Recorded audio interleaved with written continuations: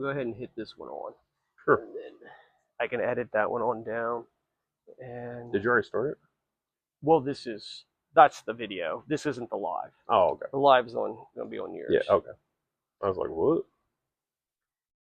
And yeah, we'll talk about a couple just like things that affect us here. Sure. More or less. Okay, I'm gonna make sure that's not in the shot because that would be bad. It is actually in the shot, so we're gonna back it up, back it up, back it up. Let me get it about right there. Okay. Is that at the right angle? Because it looks like it's low. The bottom camera. The bottom camera, it's like, not bad. Okay. The problem's going to be we're going to have to raise this thing up a little bit just to be out of the view of the other thing there. So I just got to a bit up a little bit in the back.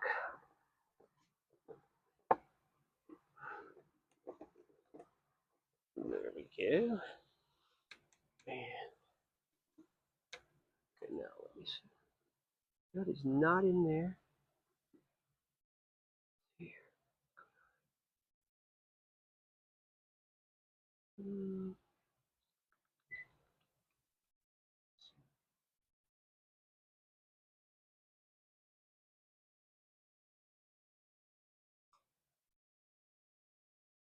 I'll just do it in that form and I can edit it. So I'm actually doing 0.5. So you can literally see both sides of us and everything. Okay. And then I can edit it back down. That is good. So it's been running for a little bit.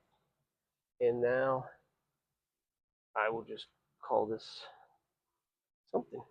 What is this? The 7th month was like the 30th? It's the 30th, yeah. And mostly we're talking about passing of legends. Yep.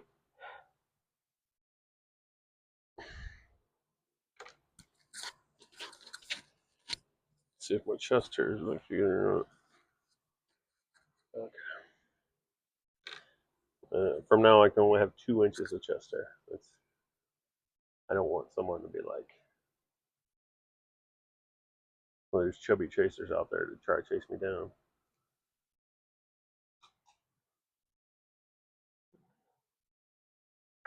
I am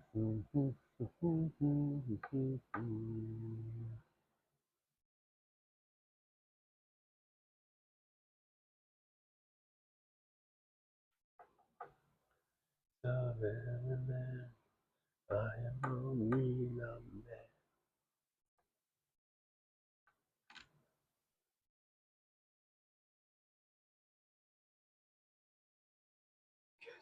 Make sure it's still out of the view of that.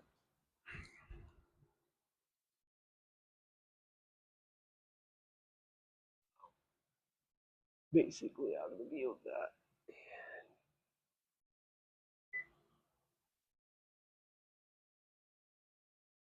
Okay, yeah, we'll both be in the live shot for sure. So we'll know. Okay, you can start talking. Hey guys, how are you doing? We're back again. Yeah, we. I mean, I some different news to let you guys know about. So, I am not doing or going to the national this year, basically because of you. There was no way we could get somebody because we've had other people set in on our lives and stuff like that, and we could not get anybody because everybody's at the national. Yeah, everybody else is there. Due to that, I am not going to be at the national. So we'd like to say good luck to Bart and Tony. Logan, great sports cards. Hope your dad recovers very well. He had a medical incident. We've been praying for him. Thomas Fisher, GameTime or Gemini Sports Cards. Keith Newhart's cards. Ryan John needs no help. He's got a freaking Plinko board, which is freaking awesome. I'm very jealous. Very jealous of the Plinko board, I have to admit. Yes. And notable other people. There's a lot more people we know that are there, not necessarily set up. So anyways, hopefully safe travels there and travels back, and hope the deals are plentiful and and very, you know, except for the bad thing is if you're coming in today, right now, you're probably not getting a case hit. You're probably not getting a downtown or Kaboom because they're already sold. Probably. So yeah, we're gonna get into some news, and then we're gonna get into some content. And again, we're recording this on two different cameras. One goes to YouTube, and if you haven't, because a lot of people like and watch this live, eventually Bill and I have talked about not doing this live. I'm not sure that would ever happen, but right now we would still release it at the same time. Yeah, we could do that, but right now we're trying to build our followers on YouTube. That's the last social media thing that we kind of had put off. So if you haven't liked us on YouTube, go over there and like us. You'll see a lot of these, and you'll see a lot of clips of us because we're using a new program to do that. That's why there's two cameras. The quality of the other camera is much better when you just do it. Once Rob gets his OnlyFans up, then I'll probably mimic mine. I don't know how much content you'll see or want, but you're welcome to join. Yeah, absolutely. So some very local stuff first. So local stuff. Immersion concert for the youth in the Pickaway County area. You could be wherever. If you're watching this, you're probably close enough to come. It is a huge event next Saturday. We're personally involved. Is it only youth? I mean, anybody can go, but the music is the kind of music you would hear on Radio U. If you're familiar with Radio U, that's the kind of music you're going to hear. Social Club Misfits, Jamie Grace, No Treaty, 1K Few, who I've been listening to a lot, which I know a lot of you don't think I'd be listening to rap, but I listen to a lot of rap, actually. So, absolutely. Yeah. So anyway, some local talent's going to be there also. So bring your kids. Remember that. It also has a lot of other things that I didn't know about. Like there's like a video game tournament. Yes. Different things and stuff like that. So it is. It sounds like it's not going to be wiggity wiggity whack. So definitely you may want to turn out. It's not going to be wiggity wiggity whack. Then one other thing that's definitely just local. Our shop is doing a back to school days starting this Friday. I've made a couple of posts. I'll continue to re-amp those posts up again. And so basically, if you're still in school, we're going to treat you pretty fair each and every day with a $15 different rotating blaster. You'll be available to purchase for just $15. Free school supplies, free pack of cards just for coming in if you're still a school-age student, and $1, one can of Wild Bill's soda, old-fashioned soda for just $1. So those are some things that we are going to be doing here locally. So now we can jump into some news and I don't want to. Yeah, talk about it a little bit, and then just a couple content things, because some of our news things we might have a little bit more of a discussion on. Absolutely. So basically, I don't want to talk about it. You don't want to talk about it? No. Yeah, okay. So before we jump into that, I'm going to go get the other phone for the timing of the content thing. So if you want to mention a couple of the news things. So news, let me see here. Let's go with some other less depressing news, and you guys know what I'm talking about because any of you guys that know me know that I'm impartial to certain sports figures, and so is Rob and Scott. So, anyways, Nick Kurtz is like killing it for a rookie. You know, 4 home runs in the same game. Yes. He's really doing well. He is in Donruss. Like we do have the fat packs available. We do have single packs, and we do have boxes available of that. That and the Bowman. He's in Bowman, and his Bowman autographs are off the chain, like literally selling for hundreds and hundreds of dollars. So that's definitely somebody that. Now, I don't recommend putting a lot of money into rookies, though. That's the one drawback, you know, because your rookie today that's doing great is your mediocre player next year.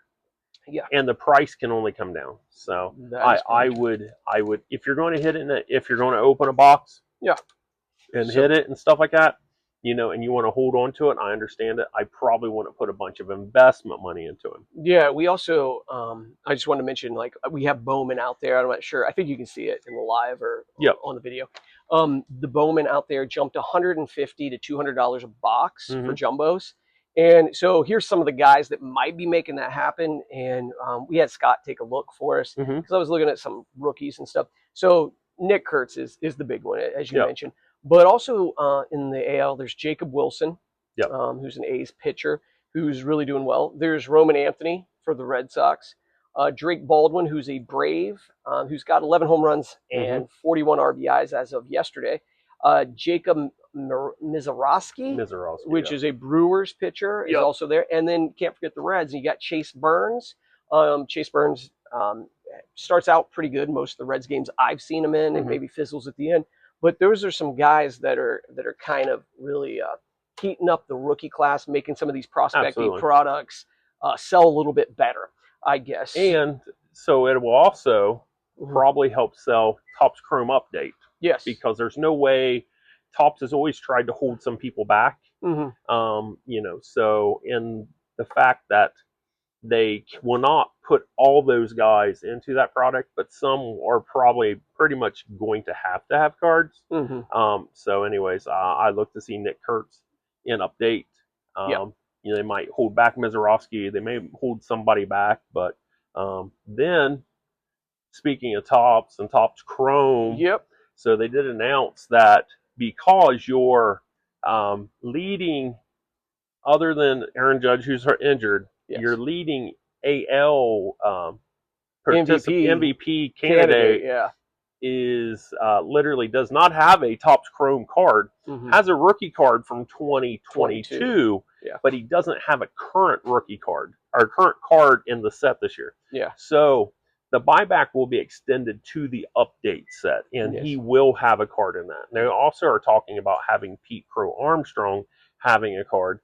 He is like second or third in MVP in the other league, in the National League. So that will be like that, and that's the first time with this program that they've had out for 2 or 3 years. It's worked great because your MVP's always been a regular player and stuff like that. That's maybe had it before and all that, but somebody that came out of the woodwork, they didn't expect that. So that will extend to the update also. Yeah. Also, mentioning that Cal Riley getting the MVP a week ago seemed laughable, but with this injury to the elbow of Aaron Judge, it's possible. Well, it depends on how you figure out your MVP. Judge has got he's batting 100 points higher than him. Yes, that's true. Other than, and I've always I don't follow pitchers. I only follow home runs, like literally on my phone. I go to ESPN every other day to look to see the home run count and stuff like that. So it surprised me, but to compare their numbers, Judge is by far a more all around batter right currently. So I think if it had to be between them, even with him not having that, the home runs out over exceed the person that literally had a great season. Yeah. So no, that's true. So I'll mention this one because I don't know if Bill saw this one or not, but Sandberg, who we're going to talk about a little bit here. I have heard of him. You have heard of Sandberg. Sandberg, who we're going to talk about a little bit later here. He was my favorite player right before he was my favorite player, and I became a Cubs fan because of WGN and watching all that. Orel Hershiser was actually I was just getting into baseball when he was doing all the scoreless innings in the World Series and stuff. And so Orel Hershiser put out a bounty on his own Topps Chrome auto.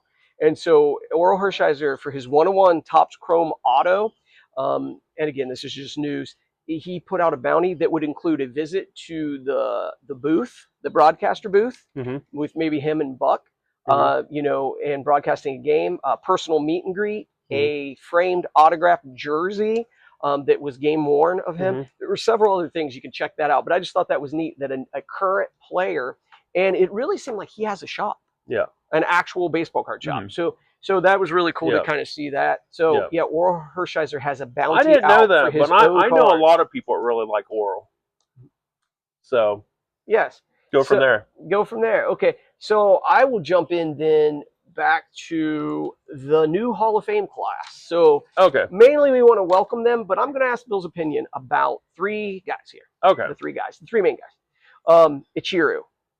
Ichiro, 100%. Yeah. Had a great career in Japan, came over here, continued that career, and if you add up all his numbers, literally outpace our current major league players, like even Josh Gibson, with most most hits, and was more of a consistent player, and still had home runs though. So definitely Hall of Famer, first ballot.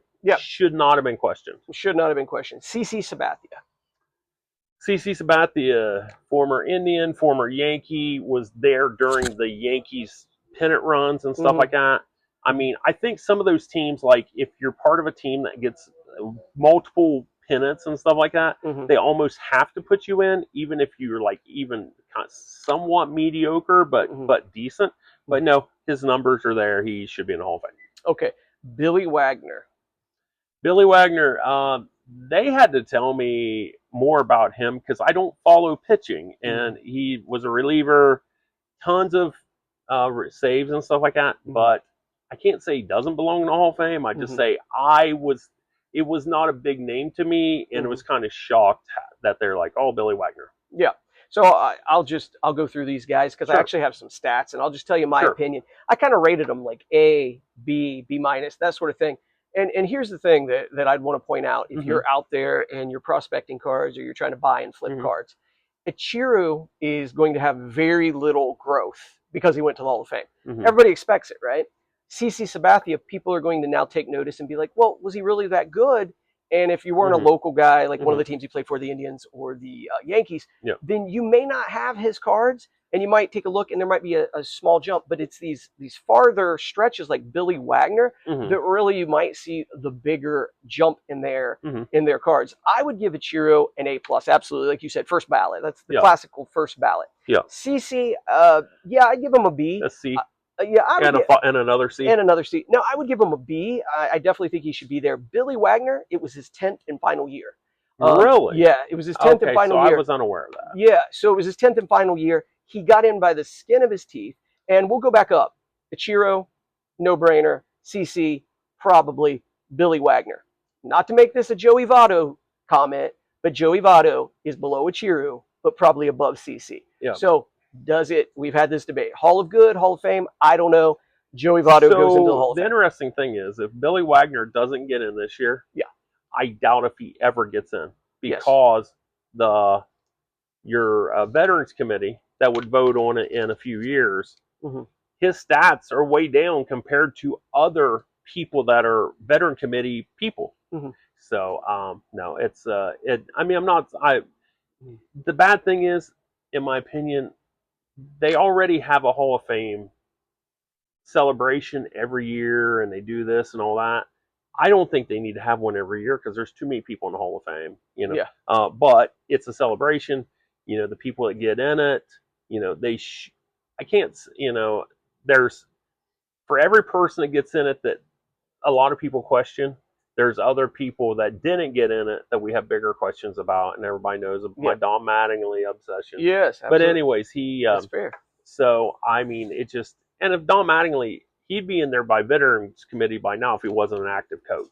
Yeah, and have like a complete separate career, and really doesn't no sense for him to go in the Hall of Fame right now. Yeah, so let me give you some Ichiro numbers. Now again, this isn't the Japan side. This is just the American side. The Japan side throws it even crazier. So 2,653 career U.S. hits. 117 home runs. That's got to be in the top 20 of all time batters. Just in the U.S. Yes, and then home runs 117. That's not his thing. RBIs not his thing. Average career lifetime batting average of 311. That's pretty darn good. And you know why? What about the RBIs? Well, he was leadoff, of course. He was leadoff, so that makes a lot of sense. And he didn't hit himself in a whole lot. Yeah, true. CC Sabathia has 254 wins, and he played 19 seasons. He also had 3,053 Ks. I had no idea. Honestly, 3,000. A K, that's a strikeout. Yeah, no, I know what it is. Oh, okay. I had no idea he had 3,053 of them. Oh, okay. That's what I'm saying. Oh, okay. And so then Billy Wagner had 422 saves. That is dang impressive, and a 2.31 ERA. Okay, so let me tell you this. Okay, so it is impressive, I guess. I'm not impressed by that as much, because now in a modern day where most pitchers don't complete games, you have a reliever coming in and getting a save. If the team wins and they don't give up any runs or something like that, they automatically get a save. So an assist in a game, if a team wins 100 games in the year, Yeah. more than likely 80 of them are going to be saves. Yeah. You know, so he literally, if he's the owner and reliever and he gets 80 saves in a year, he has that record in 5 years. So discussion for some future time. But when I was looking at this, and we talked about Billy Wagner's last year. Yep. Next year, I believe, is Manny Ramirez's last year. Mm-hmm. And we have reasons for why that is, right? Yeah. It's for sure. Connection to steroids. Absolutely. Yeah. And Dave Parker. Yes. Was so and that one because I would the only reason I know Dave Parker is because he played for the Reds towards the end of his career. Yeah. Before that was 2-time MVP and all that. Veterans Committee goes in.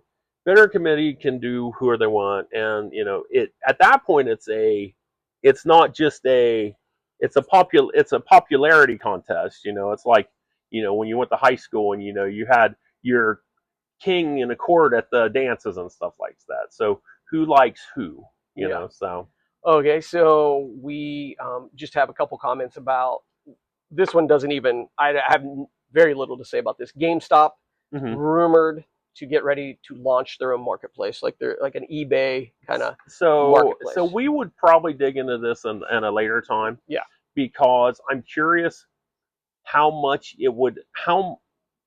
eBay is contained. eBay has controlled so much of the market for so long that I don't know how much another marketplace is going to extend it. Yeah. Because you already got Fanatics, which is Fanatics. I don't hear a whole lot of Fanatics, especially as much as they're trying to push it. I don't hear a lot about their marketplace or their Fanatics Collect. People are rushing over there. I hear a lot of people going to Whatnot. But most of the people going to Whatnot are hearing, "Man, I'm getting stuff for nothing over here." Yep. But once you get an established channel, you start getting better money. And people thought that Whatnot, hey, I'm doing better than I'm on eBay. One, it's live, and two, you're saving 2%. Like around 2%. So I mean, if there was a site that literally got up there and sold your stuff for you and only charged you 5%, you have everybody and their mother abandon eBay. Yeah. And Whatnot. Probably so. Because that 5% makes a difference. I recently sold a triple autograph on eBay. There was the one that was on our page. It was all the rookie pictures out of 10. I sold it for over $1,500. I paid $230 in fees. Now, it is what it is. The card had a little damage to it. It was just got authenticated today and is on its way to the new owner. But it is what it is. They got $200 for literally just me taking the time to taking a picture and putting it on my account. And because they are the big name out there, they make $200 for one transaction. So I do understand where some people are getting away from it, like Jason Arturo with the baseball card podcast or baseball. What is it? Baseball card show podcast. He's going to all low on, literally, okay, you're going to get 13% of it. That's fine. But it's going to be on my $2 cards. It's not going to be on my $100 cards. So, yeah. And then this is pretty small. I mean, you can explain it if you want, because our content, we're just focused on two things. But the SGC to PSA deal and maybe flipping those into PSA. So the rumor is, and so here's where the rumors stop. Okay. The person who originally started SGC has left the company. They were basically held on by PSA or by Collectors Universe as a advisor for SGC. They have basically the headquarters of the SGC in Boca Raton. This last month, or in May, did over 300,000 grades out of it for PSA. So basically, I think he saw the writing on the wall that at some point SGC is going to be a less viable company. And I could honestly see them just pulling back and literally they only grade stuff 1990 and beyond, lower, older vintage and stuff like that. And basically like, hey, you're going to be forced to go to PSA for your grading. Now, granted, PSA bought SGC because one, so many people are going to SGC because the price point. Two, they already have a built up grading staff. The system's already there. All they have to do is put their people in to control it. So anyway, that's the rumors, of course. So now if they do that, will they offer a program where you can do a transfer from SGC to PSA in a swap grade? That would be interesting because I've always thought the SGC grade's pretty hard for being an inferior grading company to PSA. I think they're pretty tough. So PSA, in some senses, it would make sense for them to cross it over, but some stuff not. So, all right. So now we're going to get into some content. do I cry now or do I cry later? Well, I mean, so we'll get into the first thing, and yeah, I mean, you definitely are more of a wrestling guy. You can talk about Hogan a little bit or whatever. Yep. But here's the thing. This last week, and this is what's sparking this conversation for us.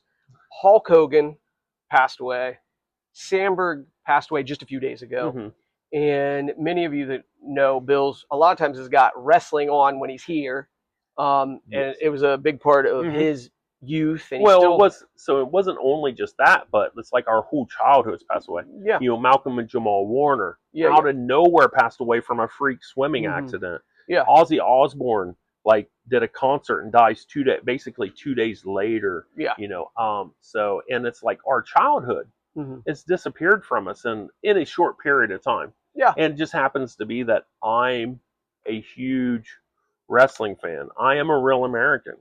I fight for the rights of every man, basically, because I was taking my vitamins. I was saying my prayers.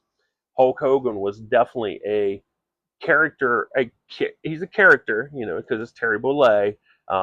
He was a character that I followed.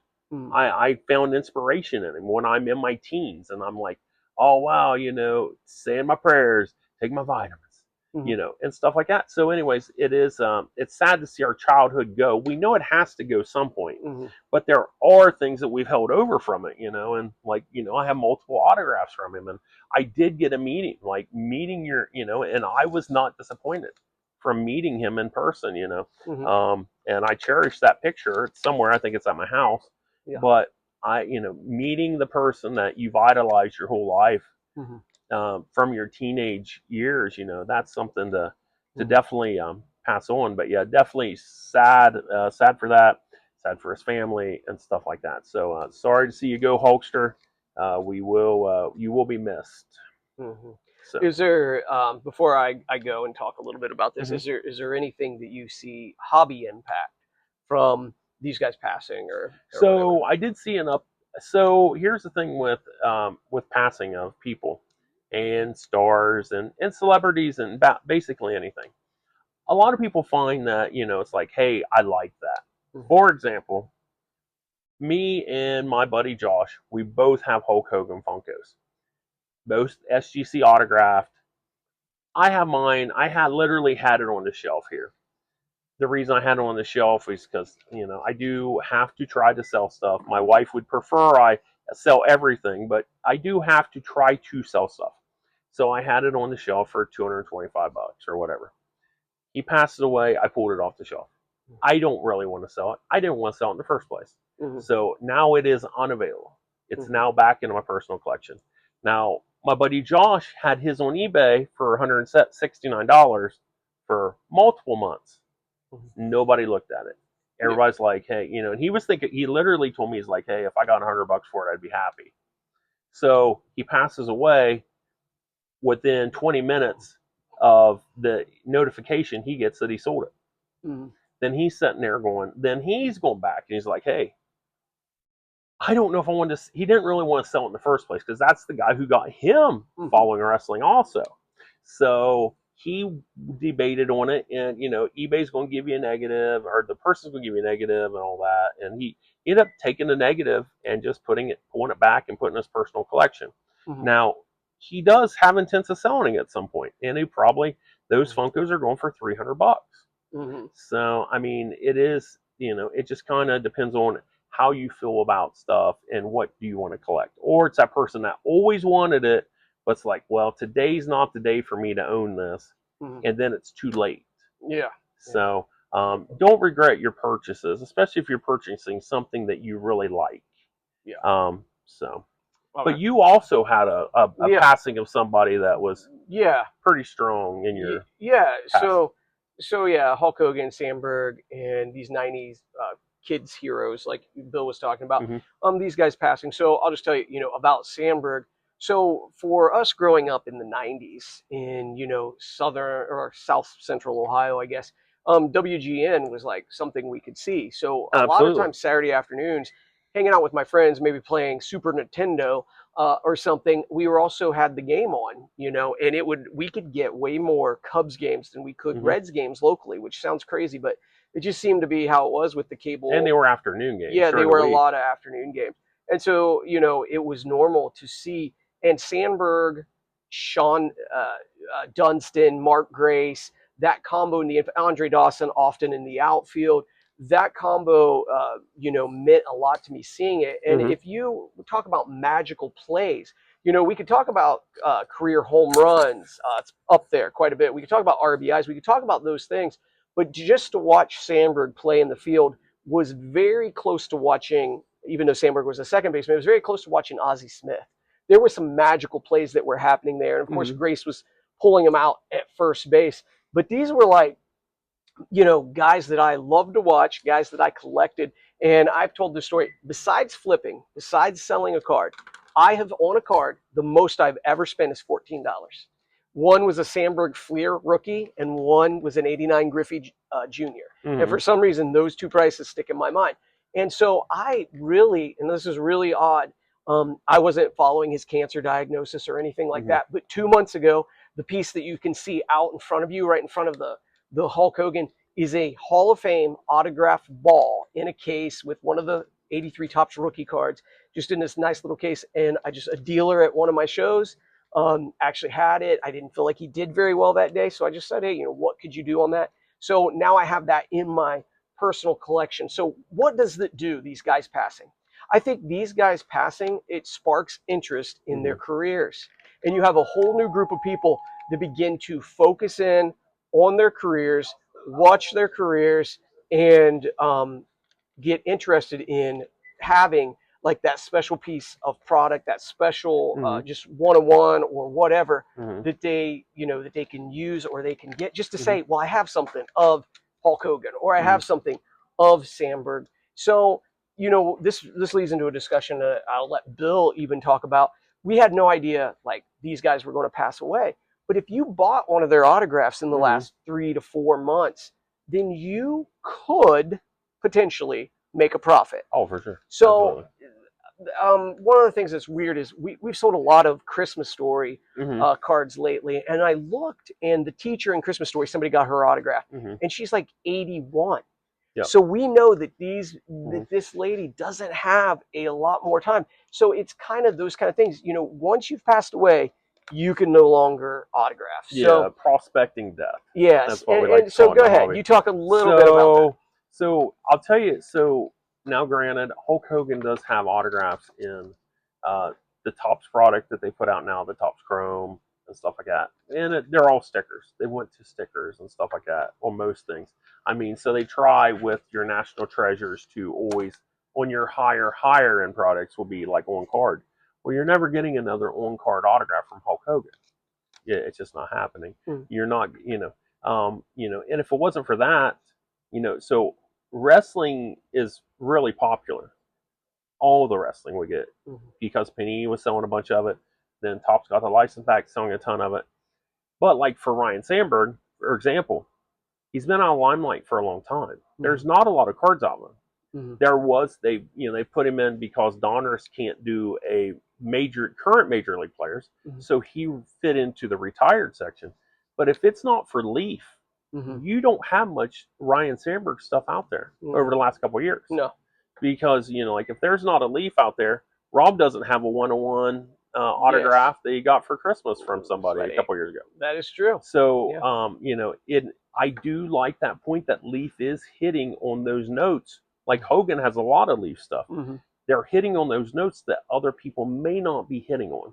Yes. So that is a reason to buy Leaf. But yeah, prospecting death is not the way that I want to do stuff. And I have put a couple of my Hogan autographs up for sale. It's because I have multiples of them. There is and we'll move on to the next step, but there is a moral dilemma in the idea that you could profit off somebody's death. And when Kobe Bryant's helicopter went down, everybody was making a ton of money.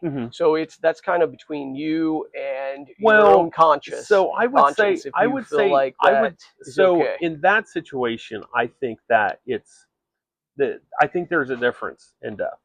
If it's like Kobe Bryant's was a tragedy, was a complete tragedy. It literally fell out of the sky. Yes. It was a star that came to Earth. Like Malcolm Jamal Warner. If you had, like, I know he probably has Leaf autographs and Pop Century and stuff like that. Nobody expected that. Nobody collected stuff, but all of a sudden people want autographs of him, because he had passed away, and he probably doesn't have a whole lot of autographs out there. So it is what it is. I mean, I think if it's a trap, like I know the first time that I really noticed this was years ago when Magic Johnson said it came out they had AIDS. Well, everybody was trying to buy up his stuff. Yeah. Thomas Fisher literally was like, "Hey, I'm not selling any of my Magic Johnson stuff. I'm not trying to prosper on this man's problem." I get that. That makes sense. Hulk Hogan, I didn't buy his stuff to prosper. I bought it because I like Hulk Hogan. Yeah. I just have to have it a lot. Now that there's more of a market and there's more people wanting them, or people that are having regret they didn't buy them, should I make a couple bucks on it? I don't see a reason why not. But I didn't buy him because I was trying to prospect his death. I bought him because I like Hulk Hogan.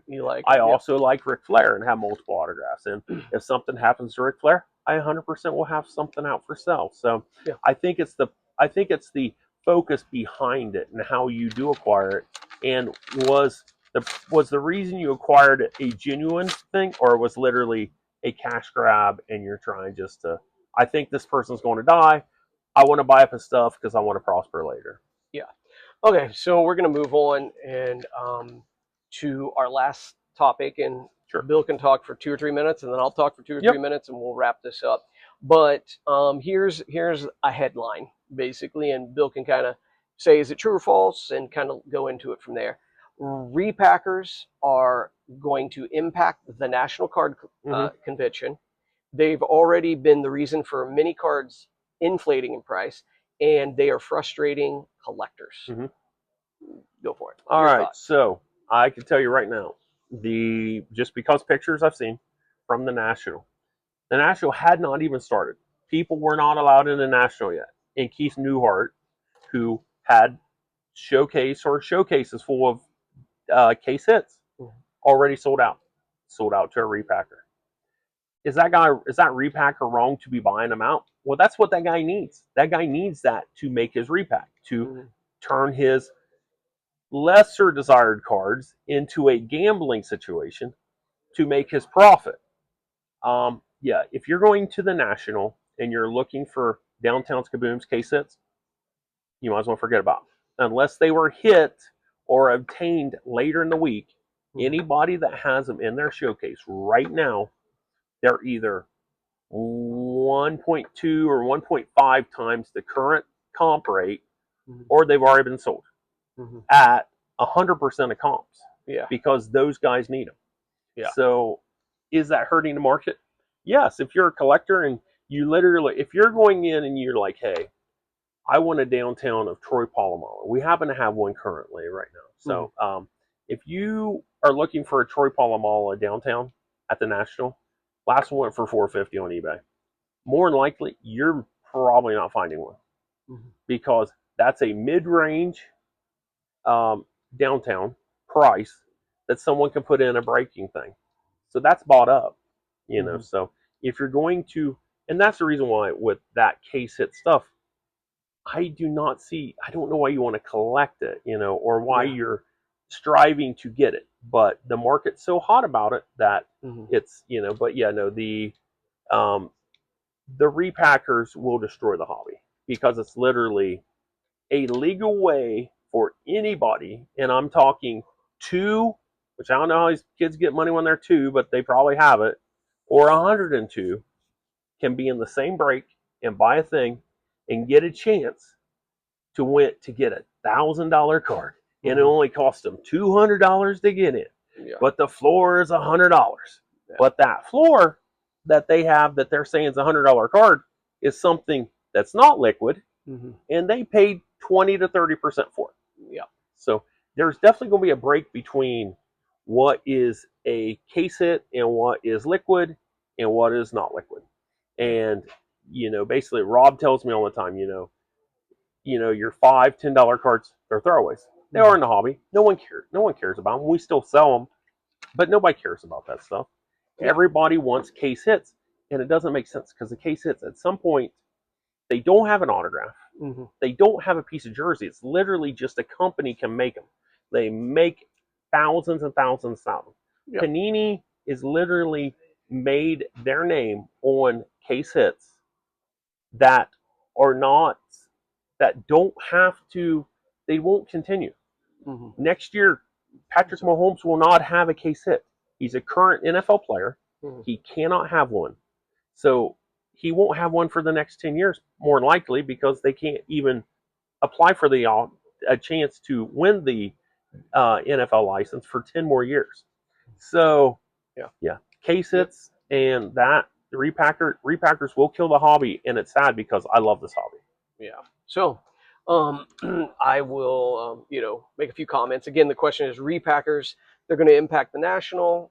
They're the reason behind a lot of card inflation, especially for case hits, and it's frustrating collectors. So, again, yes, they're hurting the hobby. It's false, and just like Bill has stated, they can make as many of these case hits as they want. It's costing them nothing. They're making a shiny card, and it doesn't have an auto or anything on it, and the case hit thing is just a thing that will be popular for a while, and it's happened before. It's got really popular before and kind of cooled off. I could think that it could cool off again in the future, and again, repackers are the reason it is so high.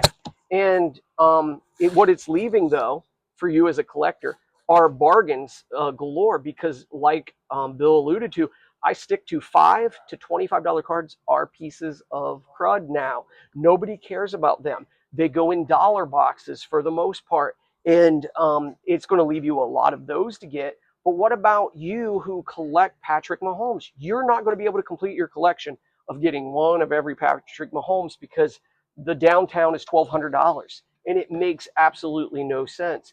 It's also, it gives a false worth to cards that's not really there, and it's keeping a large group of cards kind of out of reach for the average collector who just maybe wants to collect a card that looks really cool. I personally don't think it can keep going. I think repackers, there's going to be more and more, I guess, legislation or governing of the individual repackers, like we talked about last week with Jeff Wilson going a deal with PSA or whatever. It's going to be more and more in that, and it's just going to drive the prices of the repacks up, all that extra hands kind of in the pot. And so then you're better off to buy a $650 Bowman baseball box or whatever. So it's going to lose its interest. That's going to hurt the repackers, bottom line, and they're not going to be out giving this false illusion that these cards are really that valuable out in the public. Yeah. I mean, I think when it boils down to it, literally, it's just gambling. Yeah. And unfortunately, like I said last time, the biggest repacker in the world is Panini. It's Topps. They're taking 101s that people want, which one of the biggest 101s was hit up in Cuyahoga Falls, the buyback double gold in a MB or Major League Baseball logos of Judge and oh really? Ohtani and Judge was hit in Cuyahoga Falls. Oh, wow. Just last week. It was a redemption. Yeah, that's awesome. Things like that. They are. They're repacking that product, and then because the repackers have this bounty out on all these cards, and we need them, is causing the people to go in and buy them in the shops, or if they can't buy in the shops, they're going online and doing breaks, and the breaks are going up more. So then the price is going up. So then the breaker wants to come in and try to buy all the inventory from the hobby shop because they need it for breaks and they know people are going to buy it. So, you know, that's the bad thing about being a vicious cycle. That breaker has no allegiance to you at all. He's not there on your last day when, you know, when you bought you bought 4 breaks in a thing and you end up with $200 in cards. That guy don't care nothing about you at all. Yeah. He's not even going to, you can message me. He's not getting back with you. If you buy a hobby box in here, you know, you're talking to me. You're talking to Rob. You're talking to Bobby. Now, granted, you buy a $400 box and you get $100 for cards. That's not my fault. But I do buy stuff and I will buy stuff back, but I'm not going to I'm not going to pay for your gambling, but I will make educated value buys on stuff that I can use. Yeah. So we're going to go ahead and wrap this up. But I did just want to mention here at our local shop, August 1st through the 15th, you're going to see me post it again. It's like our back to school days, a couple special things going on. And just remember, if you're checking this out or you see this on YouTube or you see this on one of the other social media platforms that we're growing on, our shop's located in Circleville, Ohio. It's just under 3,000 square feet. And it's one of the best shops in the area, I would say, and it is one of the shops in the area. It's one of the best shops in the area, and we are the farthest south shop, I guess, outside of like Cincinnati, to be direct with Tops and that sort of thing. So our shelves are always loaded, at least 200 to 300 boxes in stock. So make sure you make an effort to get in here if you haven't. So all right, guys. Hey, like we said, we will remind you next week about Emergence, which is August 9th, I believe. And that is something the shop's sponsoring and stuff like that. Also, upcoming events and stuff like that. And then, of course, the card schedule starts next week and all that. Like we said, we have lots of people we know are at the National Safe Travels Queue. Yeah, good there luck. and back. Hopefully, you all find, open boxes and get winners. So, and everybody